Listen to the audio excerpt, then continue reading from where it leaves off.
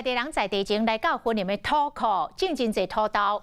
今年因为气温甲雨水的关系，这个土豆是大欠收。云林县长张丽仙特别甲相关的单位到土库去看灾害。县长讲，会甲农委会建议每公顷补助3万块，来减少着农民的损失。 农民提已经烂去的土豆是要靠无目屎。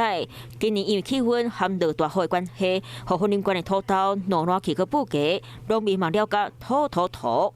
云林县长张丽仙和台南区农业改良场地方民意代表和相关单位来到土库定会勘，嘛来听农友的心声。应该是照讲，应该是气候关系。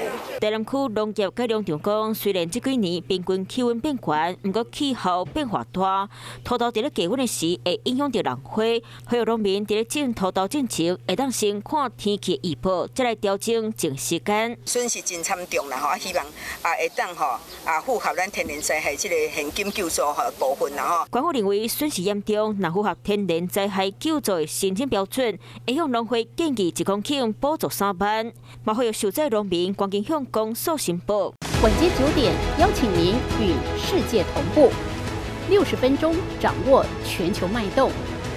What News 9，陈雅玲世界晚报给您崭新视野。